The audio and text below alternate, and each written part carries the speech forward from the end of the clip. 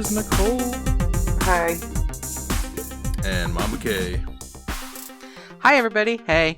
Hey. And tonight we are doing Rye Lane. Rye Lane is a new film that's streaming on Hulu. Newish, last couple of months, 2023 film. And basically, I was looking through the schedule. There's, we've got to the theaters for the last couple, and I don't know if anyone here wants to see like the Transformers movie or what the fuck else is even in there right now. Basically, we wanted to find something streaming that was under 90 minutes, something nice and fresh. So I had to look around and be like, all right, what's good stuff that's come out this year that we haven't seen?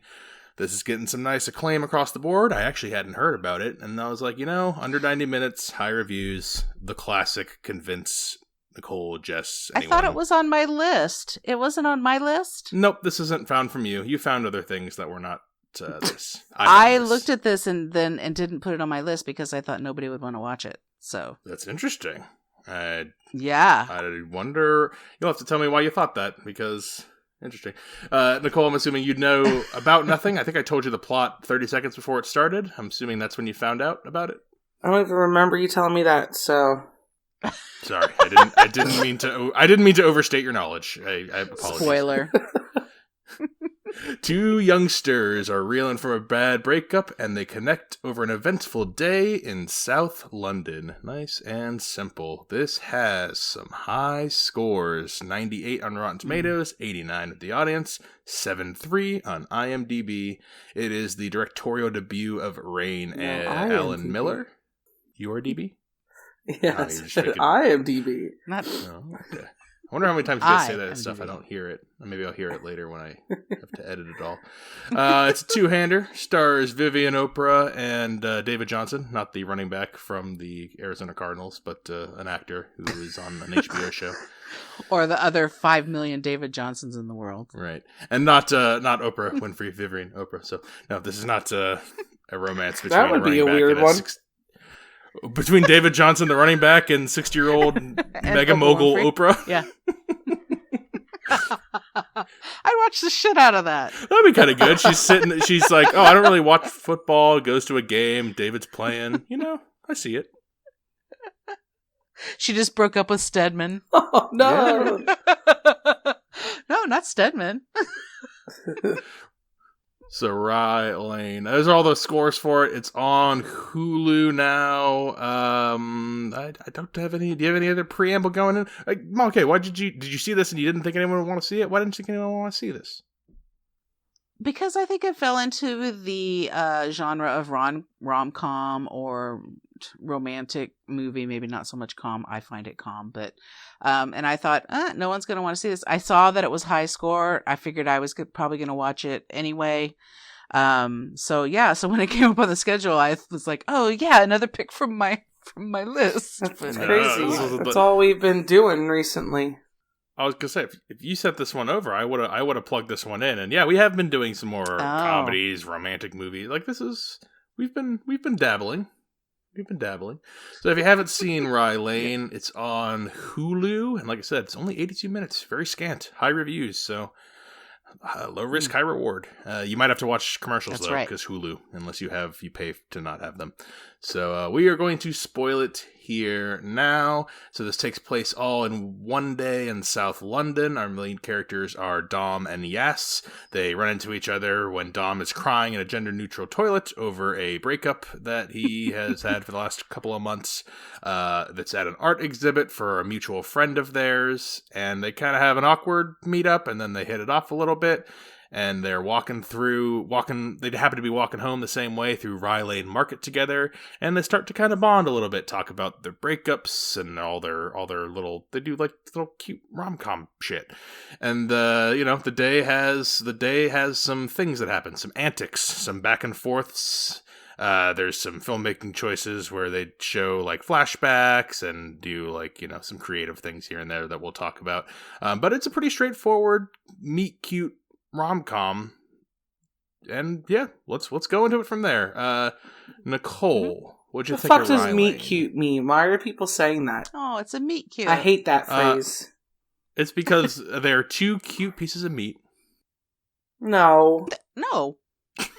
I don't know why it's called a meet cute. I'm just throwing it out there. It's a meet cute because the way they meet is a very cute. I'm not hip with the lingo of these days, Mama K. I didn't know that. These days, meet cute's like decades meet cute's old. Way old. Maybe centuries. Yeah. Meet cute is a very old term. Okay, no need to actually attack me. They're literally fucking saying that now on TikTok, okay? I've never heard that phrase before 2 months ago. I think Romeo and Juliet was a meet cute. Yeah, meet cute. Very common phrase. Definitely existed your entire life. Okay, Brennan! The fuck? Are you gonna apologize? I'm sad that you don't like the phrase meet No, cute, it freaks me out. And this other phrase that I don't like right now, tell me this is from fucking Shakespearean times. Sneaky link? I hate that phrase. Stinky link? Did fucking William Shakespeare write that in Othello? Tell me. I'm not familiar with stink. I only know Stinky Linky from Zack and Miri Make a Porno. I don't know Stinky Link as an insult outside of that film. It's not sneaky. It's sneaky. It's sneaky, like sneaky. Like they're cheating with their sneaky link up. Sneaky link. Oh, I think you said Stinky Link, like from Zack and Miri Make. That's why. What was your point of all this, Nicole? Sneaky link. Because that right now people are saying meet cute, and I thought that was a common new phrase. I never heard it before, and I said it is reminding me of sneaky link, and I don't like that either. Is that a new phrase? I've never heard sneaky link either. I don't know what that is. I know sneaky link. You know, so why do you know all these things? I watch a lot of TikTok.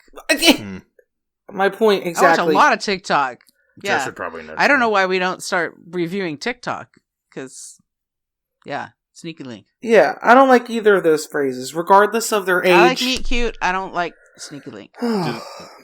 But anyway, yeah, you should just delete all of this. You should just delete the whole fucking thing. Let's start over. The beginning of this film is different. The bathroom scene. Not so different in the sense of, going through all these different bathrooms and, everyone's doing their own thing in there. We've seen that trope a lot, but, right. The whole interaction and everything between them is funny. I don't mind that. What I do mind is the next probably about 20 or 25 minutes. I think it's really, really bad acting. I don't know why. I felt like I was not getting into it in the first 20 or 25 minutes of it. I thought they were really bad. I didn't see the connection. I didn't get the wholesomeness that I think I was supposed to be getting. I mean, this is obviously very modern type of romance with going to their friend's art installation. That's very bizarre. I can't imagine more and more like bizarre. that style of art. Which who knew that the first installation was the tamer of some of the two? The whole it was all about mouths. Yeah, it was kind of disgusting. But no more about Saturn than we do about mouths. So. Yeah, that's true. It's fact. Our own mouth. Them walking through the market. At a couple points, I thought it was going to turn into a musical. The way that they were talking, it was so sing-songy, and I don't think it was supposed to be. But their tones and their the breaks in between one talking to the next felt like they were setting up literally like a Lin-Manuel Miranda song scene. So it was the accents, but yeah. To my surprise, it was not Story. A musical.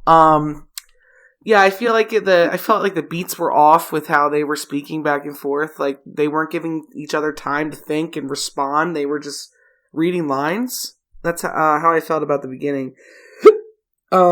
Excuse me. I have not been drinking. I drank water. As the movie progresses, though, I do get into it a little bit more, and I do start to like the feel of the movie once we get to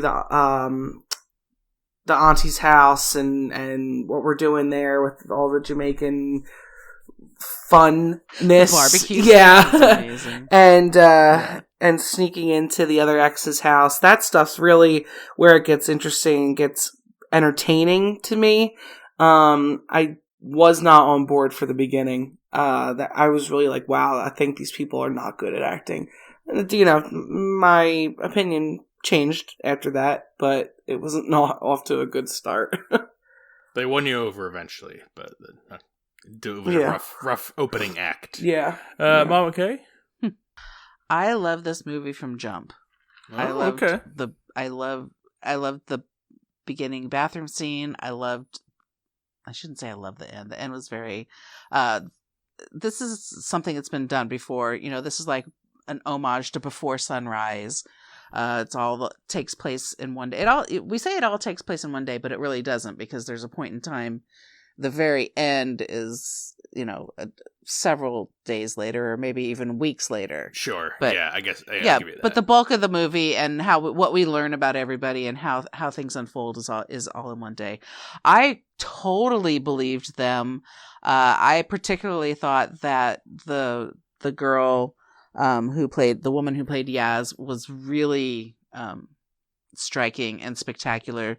Dom was a little less maybe believable as the character, but I think that was just his character. He was an accountant, and we got told that, and I think that's why he was the way he was. Was he really though, or was he lying? That's hard to say. I think no, she was lying. No, she was like, he's not a liar. She's. No. It's mean to call her a liar, but like she's the more. I'll let you finish. Well, okay, I have thoughts. As the movie goes on, I thought I loved the way this movie was filmed.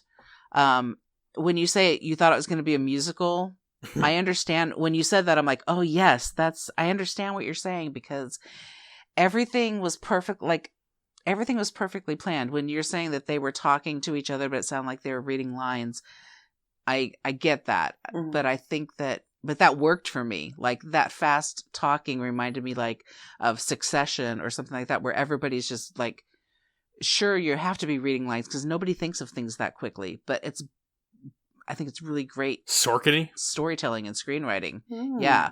I really enjoyed all of it. The little nuances everywhere in this movie, the different styles that they use to film. The coloring, I felt like, and just the city itself, wherever they were, wherever Rye Lane is in London, I felt like that was a character as big as these two characters. The classic Mama K setting's a character. I knew he was going to say that. The city's a character. I think Italy really is like a character in this. This is a Sundance darling, and I understand why. This is why I remember that I picked this, because when I was going through, I was cycling through all the movies that were available, I got to this one and I'm like, oh, I'm just gonna give OK a top 5 of the year for her. Like, I was like, this is like I'm handing this charming, fast-paced, short British comedy on a silver platter. That's with a Colin Firth cameo. Like it's. I didn't recognize that. I took me a second. I was like, why? Because everything else is so not only low budget, but like I can tell, like watching it, I'm thinking of other like stylized low budget movies I've seen. Like Tangerine comes to mind immediately. That was shot all on iPhones. Like this looks, if this looks like cheap, but like stylized. Like it looks like, you can tell if you've watched a lot of stuff that it's low budget, but it looks cool. Like they do things with it. It does look cool. It looks super cool. It's too cool for me, honestly. It is. So I'm kind of between you guys, a little closer to okay. I mean, it sounds like we're all most generally positive, but like I bought in quicker than Nicole, though I will say the first 30 minutes is not the strong suit of the movie. I like their meet cute in the bathroom. Like I'm pretty on board, laughing a little bit on the way. The mouth exhibit's a little much for me, and then they walk through Rye Lane and like I'm getting on board with them. When we get to lunch with the ex and the idiot, yes, that shit's fire. Yes. That shit's so good. Oh, I love that scene. So I love lunch with X and the idiot so much. I just can't believe I love that because I was just gonna say I just can't believe that there's a woman like that. That's so disrespectful to him. I felt so bad for him. Right, and demanding of having this meeting. Yeah. I mean, so the ex-girlfriend demands to have this meeting with him and her new boyfriend, who's his best friend, who's adult, like 100%, demanding to have this meeting, and then he's like, yeah, okay, I guess I'm gonna go along with that. I'm like, oh, no. No. The thing is, like, a lot while watching this, like, I like both, and I like both of our leads a lot too. I think by the end of it, I'm like, more of these two in other things, like, great, like, this is solid. I like both of them pretty equally. I think more because, like, I like Yas. She was, and maybe it took the first half hour to get on board. She's a little manic pixie dream girlish, where it's like, yeah, she's a lot. Well, she is, and eventually in the third act, she has her own stuff. Like, her shield is taken down, like, we find out some more information, then I'm like, okay, thank God she's not just, like, literally a magical fairy that comes in and brightens up our sad boy main character. That's what it kind of, like, I was enjoying it all, but in the back of my mind, I was a little bit like, this feels a little Garden State to me. Although it's directed and by a woman, so it is coming from a female directorial perspective, so that helps a little bit, and I think that's why Yas by the end feels fleshed out and not a stereotypical manic pixie dream girl typecast. Right. For those who don't know what that is, think Natalie Portman, Garden State. That's the quintessential example. But it's any quirky a Zooey Deschanel character. Quirky character comes in, kind of perfect, and fixes sad boy male, and then disappears to go do other things. That's kind of but she's not that. She's more fleshed out. And when I'm watching this, Dom, I very much relate to this gentleman. A lot of the things he's saying and like how he feels about stuff, and like I get it. I've been there. So like he handles things how I would handle things so often. I feel like dude, he was like he was depressed and didn't leave his house for 3 months. Has that been you? Do I not know this about you? I don't know. I just mean, like, the way the breakup happens.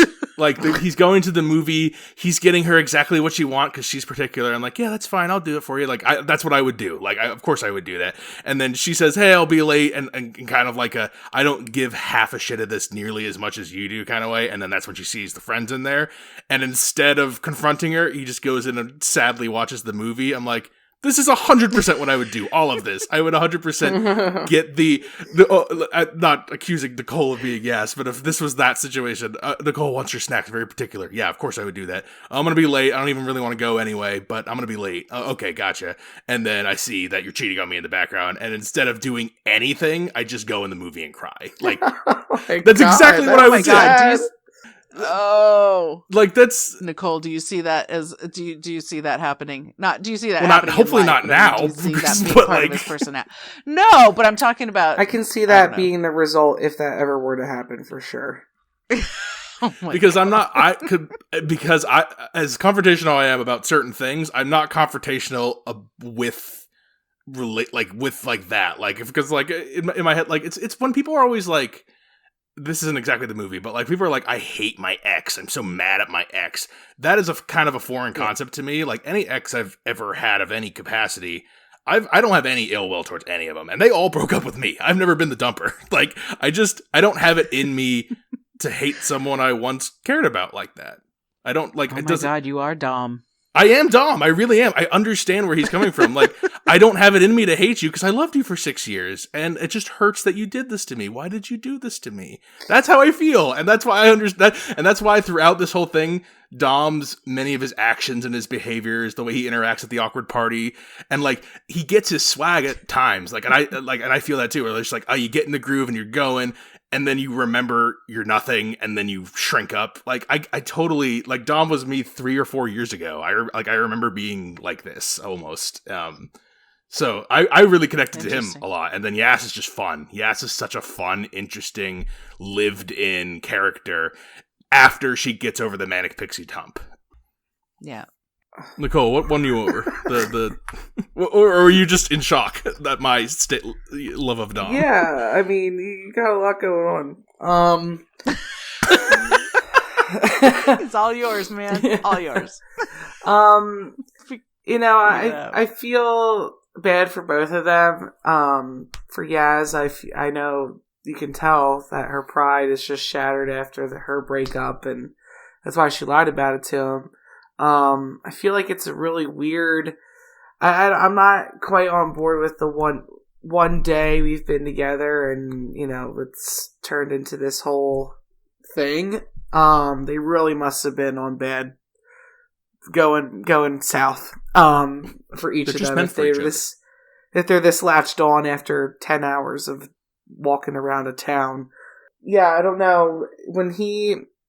When Yaz's ex says something like, "You don't realize how clingy and how stubborn this girl is," and I'm thinking, I'm like, he's kind of right. I mean, she was blowing his phone up for the past 3 hours or however long it was after they leave each other, and I didn't know if she was going to be, more of a deceitful person at the end, or if it really was a misunderstanding or what, but, I feel like I kind of lean more towards Dom's character as well.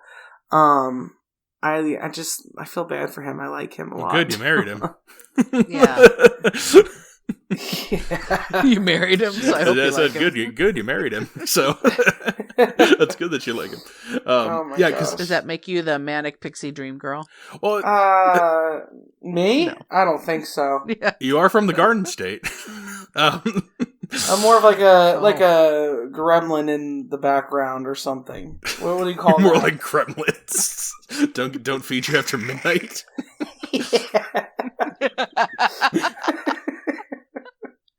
Definitely manic, but maybe not in the cute setting they're thinking of. Definitely keep her dry. Exactly. I like. Who knew there'd be that reference? Well, it came up organically. It was another part about Yas's actual character, the clinginess. Like, she gets a call halfway. She's trying to aspiring fashion designer. She gets a call halfway through for an interview, being moved. And it is a little, like, time fucky, where it's like, oh, can we move you back half an hour? Like, I understand where you're like, you don't want your time to be fucked with, and Yas is that kind of person. But also, she blows that off entirely just to hang out with this guy she just met, who she really hasn't given, like, she's been hanging out with him, but she's been playing schoolyard pigtail grabbing. Like, Dom is clearly much more interested in Yas, like, from the outside looking in, although that phone call reveals Yas is just as invested as continuing to hang out with Dom today as he is. So I felt like she was already invested because she went and saved him at the lunch. So I felt like she was totally invested in him. Yes, but remember, I'm Dom, so I'm thinking this girl just took pity on me to go and do this because she felt sorry for me, not that she actually likes me, right? Oh my God! You're not thinking like Dom. Maybe an outside you need to think like Dom. Yeah. That's what Dom thinks, and that's why it takes until like Yas is like. I don't think he does think that, because he's caught so by surprise to hear her say that to the aunties that she just feels bad for him. I don't think he knew that. I think he wanted to push that out of his head, and that was like confirmation. Maybe. Right. I think he might have thought that in the back of his mind. His insecurity was like, "Oh, maybe this girl doesn't like. Well, what if? Like, what if?" And then that confirmed it, and then that made him totally nervous. And same thing later on. Why does he? What is the thing that finally makes him flee? It is a little flimsy because it's like it's a lie, but like I do understand like. What's Dom's line? It's lying. Like, you're not honest with me. Like, I've been nothing but honest, open, vulnerable, like almost humiliatingly so this whole day. And you've been nothing but the cool one. And so you cannot match this vulnerability with me. That's his line. And that, again, I understand. I don't know if I've met this woman by accident in passing, but Dom, very relatable man. But I think that when that happens, is when, all of her vulnerabilities coming out. It's when her, they confront the ex-boyfriend and he says all those terrible things about her. Yeah. And I'm with Nicole on that. I was thinking, you know what? Maybe she is like the biggest train wreck he needs to avoid. Like, maybe this isn't going to work out like my brain thinks it should work out, because because all of a sudden we've been lied to also as an audience. So you started to think maybe the movie was also telling us, hey, maybe Ass is more trouble than we think as the audience. Right. Oh. Well, yeah, once we find out that she's got, something going on. Is that what you were saying earlier? Is that how you were feeling, Nicole?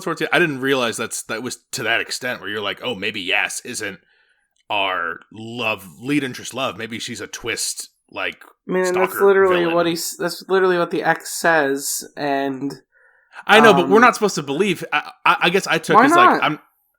Okay, well maybe you do, but like I guess whenever it's the ex girl or the ex guy talking, like even if they're truthful, I'm conditioned by the movie because I like my two lead characters to think. Well, yeah, but I'm not lying assholes. I'm not that. So the way he says, like, you've only known her for less than a day, and she's already having you break into people's houses. Like, true, that is true, right?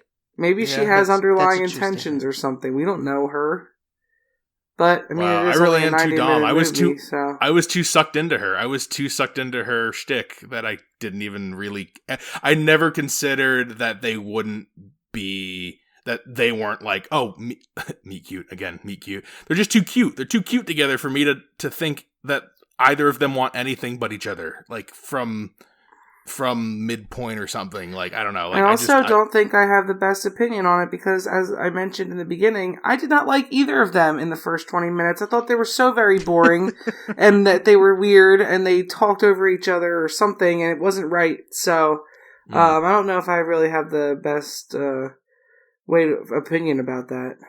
No, but I mean, we came to the same conclusion, even though I liked things from the get-go. So I think as a first-time filmmaker, I think this woman made a lot of good choices. First-time like movie? This is amazing. I know, but by, I didn't recognize it, but you recognize it as a relatively low-budget movie. And yes. I think that there's just... Sure, it's a story that's been told before, but I was rooting for everybody, and I just loved what else was happening around this couple. I was just going to bring that up, but good point, where they in a different the places way. Where they, the places where they placed them. The cookout was just stellar. I mean, I can't even think of why it was so goddamn funny, but it was, and yeah, I like that too. Everyone felt lived it, like there's like, so everyone back again, it's feeling lived in. It feels like real people. The guy who like keeps pouring him the drink and chugging the drink himself, quizzing him on music, give me your phone, let me put it on shuffle, looking at him in the weird way. You could see that all whole written down, and it could be clunky and awkward, and not realistic. But it's not. It's so real. Like, it feels organic. And that's the trick. That's the magic. That part of that whole, interacting with the other characters of the movie. But can you see how, I don't know if you felt this way, the rest of the movie, the people in the backgrounds, the passersby and everything is so, no. It is so... like taking me away from the movie. I am people watching, and I don't want to be people watching. I don't want to watch some guy like whizzing around on a hoverboard. Exactly. I think it's way too much trying to make it feel like a really hip and cool place to be. And these are cool and hip people, but the people that are running around town and doing backflips like that, it was over dramatized, but that's not what the story is. I really did not care for any of that. I want to bring up two specific examples like that to make sure that that's encapsulated in your dislike. The guy hanging out the window with his shirt off in the background in that one scene, and they don't draw any attention to him. That takes away from it and doesn't add to the movie. For me, that adds to the movie and makes it better and more interesting and more real feeling. Do you disagree? Yeah, I disagree. I don't think it adds anything. The lady, what was she dressed in? Like a fairy outfit? What was she dressed in? It's like a 50-year-old woman standing in front of like a loud house party, bobbing her head, but she had like a fairy costume on. What was it? I can't remember what it was specifically. Police outfit or something. It was like, I can't remember. It was a costume party. Like a Playboy bunny. It was a much older woman. just smoking a cigarette, bobbing her head outside while they were having, like, continuing their conversation. I like that because, like, you could have nothing there and just have them walk around, or you could have a fucking weirdo there and, like, I don't know, I just would rather have that. I would rather have a populated, and it's not like, it doesn't feel like a crazy like out of place person. Like, you could see an older person who's going out for a cigarette and they dressed up and I could see that whole backstory. Oh, I wanted to go out for this thing and, like, I'm gonna get my groove back, and then by the end she's just smoking a cigarette outside. I when I see these passersby, I see their whole stories in my head because they feel they don't feel total random for random's sake. They feel like a plausible random, you know, which is a tightrope. And I guess it didn't work. I agree with you 100%, Brennan. That's what makes this movie for me. The storyline, like I said, was I've seen a few different ways the same storyline's been done before. Sunrise is probably the most popular and you know, most well known. Yeah, the Sunrise trilogy is great. Or the Sun trilogy. What do you call that? The Sun trilogy. Yeah, the Sun trilogy. Ethan Hawke Depley trilogy. Yeah. But I was enchanted, totally enchanted by all of these little things. I didn't love the guy hanging out the window. That might be my least favorite one. But there's a ton of them thrown throughout this whole thing. There's the guy yelling about his on the street corner. He's got a little bodega or whatever. Uncle. Uncle. Yeah. I mean, everybody's uncle and auntie because, you know, that they live in this little enclave of people. And just, I found it all super enchanting and charming. And I found both their characters that way too. So it just lent to this whole feeling of super cool, like I said, cooler than me kind of, situation. And the art installation gives you it's a good place where, you know, things can happen that you see people and it's the only time you see them is in this context, and that's okay with me too. So I like that. What did you think about the last art installation? Butts. I like the one woman insisting that's my butt. Yeah, gotta look at my butt. The one woman going around who's like, please just look at my butt. Like, just look, like, please, like, look, that's mine up there. Just go ahead. It's right there. I just really must be such a crab because I found her to be so annoying. I was so over for the fifth time asking someone to look at your crab. To look at your naked body who said no already 4 times. You really are going to ask a 5th time? Like, please drop it. Nobody wants to look at your stupid ass. Yeah, your friend really does not. He already said no. I mean, 4 times. Yeah, that's the bottom line. And then we had to You're see like some the fucking puppets from the Muppets, the guys who sit up in the balcony. What? Are you saying that's what Nicole is? She's crazy. That's Nicole reviewing anything. Oh my god. Statler and Waldorf. Yeah. Nicole is a one-man Statler and Waldorf. Statdorf. Hey, you know what time it is? Yeah, it's time to leave. Oh, that's Nicole watching all these movies. Oh my god. What if a guy was standing there to a woman and said, "Look at my penis," and he said it every single time she said no, and he continued to ask? Would that be as funny? No, it wouldn't. So what the hell? Why put it in there? I don't know. Whatever. It's funnier if it's a woman saying, "Look at my ass," than if a guy says, "Look at my," because this is my losing battle of thinking that this is not as good as you guys. Like, it's okay. It's okay. You don't have to. Yeah. The goal isn't to defeat us; it's to voice your opinion, because there's people listening right now who agree with you and not. If it was just me and Mama K gushing on this, and someone's listening and they hate it, they would feel isolated and not want to listen. But because Nicole is here saying it's not that great, guys, like, it's just fine. Like, that makes that person feel comforted. I didn't get a Nicole hated it vibe from this at all. So no, I don't hate it. I think she came around to the story No, I'm not saying storytelling. Obviously, Mama K and I seem higher than Nicole. Nicole has more problems, but that's okay. Like, I don't want to. Yeah, I respect your opinion, Nicole. I'm not saying you're incorrect for not liking it, or not liking this, not loving it as much as Mama K and I seem to. I normally don't. Like, so. Yeah, but every once in a while, you know me, I'm most excited when you or Jess love something because I love understanding why you or Jess. Well, okay, I kind of understand more. Like when I picked Rye Lane, I'm like, okay, she's gonna love this. That's easy. But you guys are way tougher and like way like more picky and more particular, and I don't really understand fully still what. Yeah, Mama K's exactly pretty simple, isn't she? She just we're related, I like how this so is I kind of have turning a better around idea. to like me. Maybe you're just It's like predictable. I picked something easy and simple because I knew Mama K would like it. It's not easy and simple. It's what I said. Charming, short, witty British comedy is going to work for Mama K. Like it's just, sure. I believe enchanting is the word, but yes. Yeah, when he said charming is the right word. I was did charmed. say charming too, but I felt consistently charmed. Mama K is very close to being herself a very charming, short British person. So. I'm like 5'6". I think you might be taller than me. I say 5'6" for a woman's. I mean, that's pretty that's tall. Not short. That's taller than average.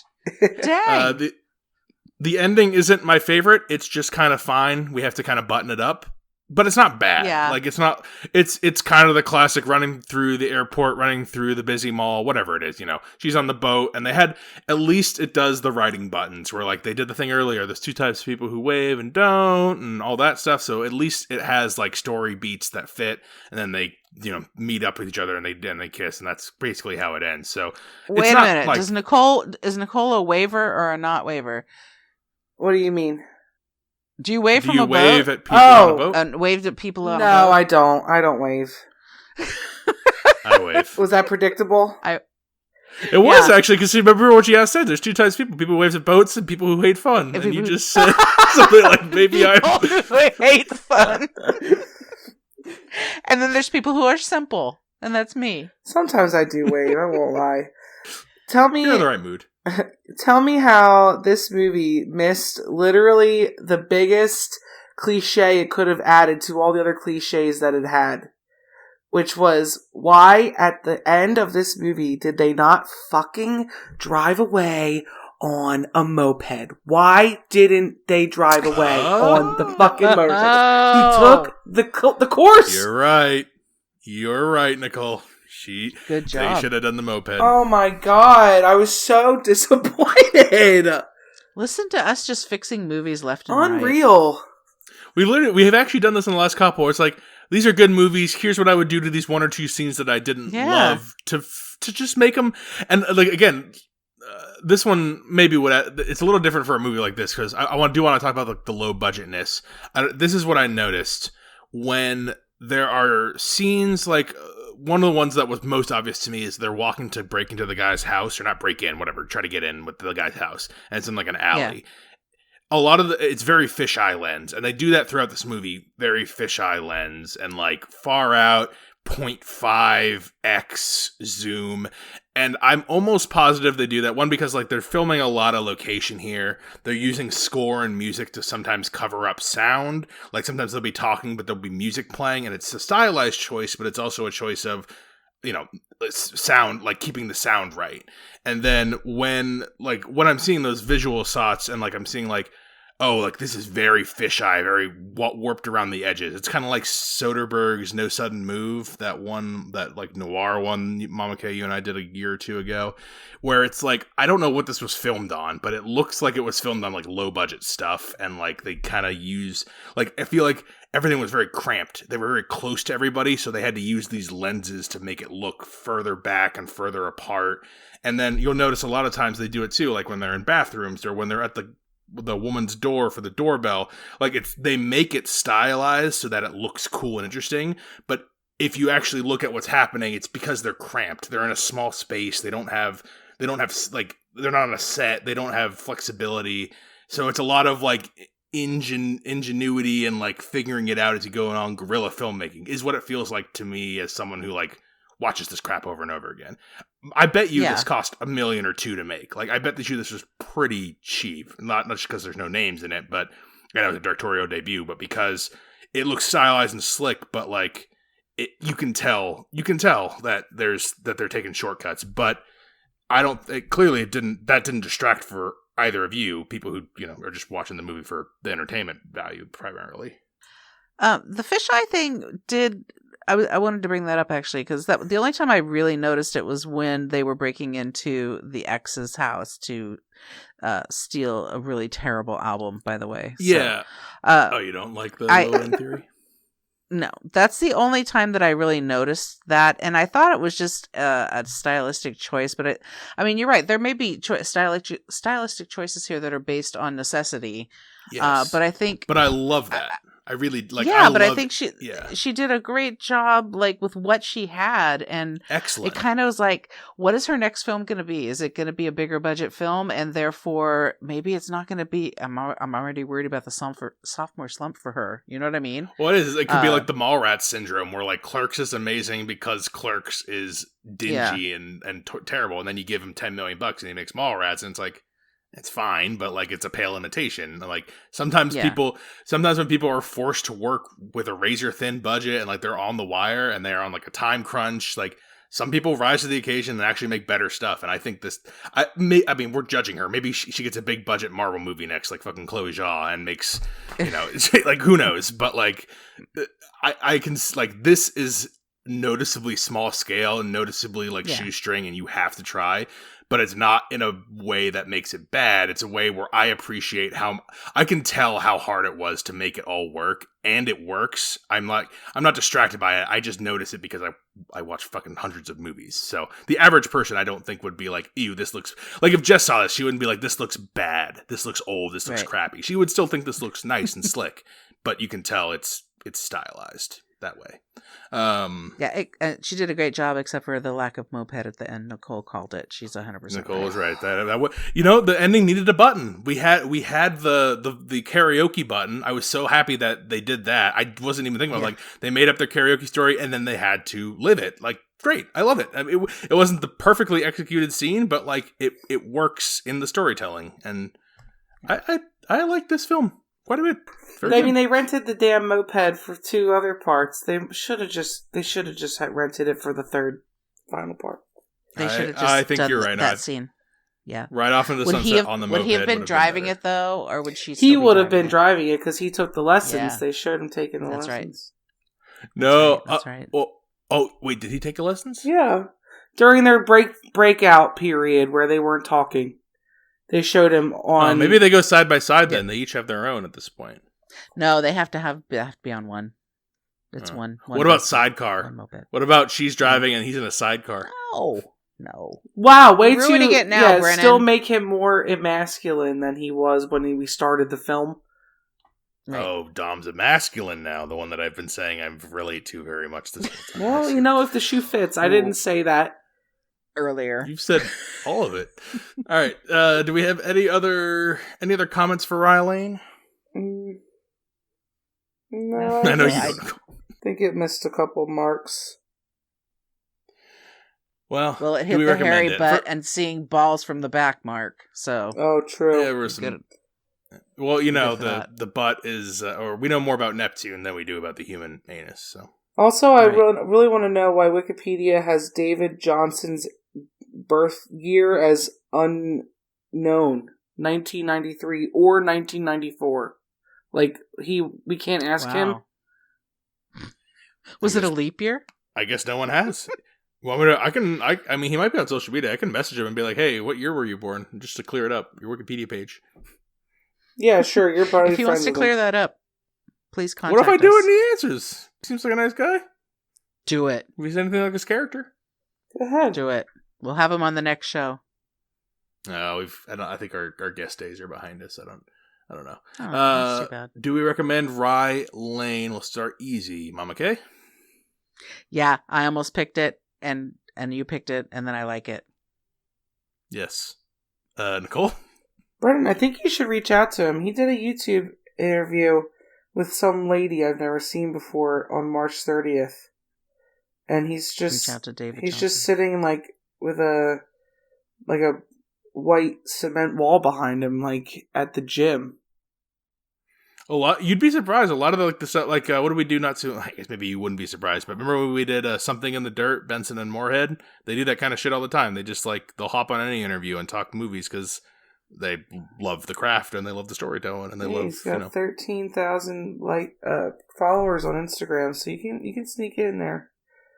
I think so. Okay. Yeah, I was like, I got a couple thousand. I'm not a nobody. I can slide into his DMs. Do it. I'd love his character. So, but Nicole, you're gonna recommend? You're on the fence. You're the fenciest of the three of us. Are you gonna recommend Rye Lane? Barely. I like the story, but I think there was some missing parts. But yeah, I enjoyed it by the end. If you did your Nicole version where you don't care about your own personal enjoyment, but do you think most people would enjoy it? Would you recommend it on that basis? Well, tonight I don't care about everybody else.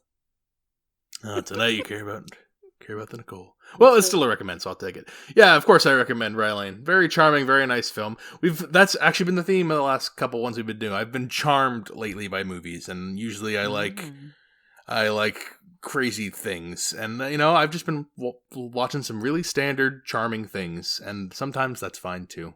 But they have to still be good, Adam Sandler. So 3 recommends for Rye Lane, and we've probably got more streaming coming up. Theaters will probably return towards the end of the month. I'm sure there's a couple of things in July I saw that I really want to see, in August especially, but we'll get to that. In the meantime, if you have things to recommend to us, Films with the Women in My Life on Facebook. Reach out to me on Instagram. I'm Brennan_podhost. And you can email the show, filmswiththewomen@gmail.com. Thank you guys for being on for Rye Lane. Yay. It was a meat cute. a meat cube. Cute meats. Till next time, this is Brennan signing off saying thanks for listening and enjoy your movies. Thanks for listening to Films with the Women in My Life. If you enjoyed being a listener in our life, please rate and subscribe on Apple Podcasts or on your favorite podcast app. Keep up with the latest from the show on Instagram at Brennan_podhost, on Facebook at Films with the Women in My Life, and on Twitter at FilmsWomenPod. Finally, you can email the show with questions and suggestions at filmswiththewomen@gmail.com. Original music for the show was created by Ian Burke and Chris Iwanek.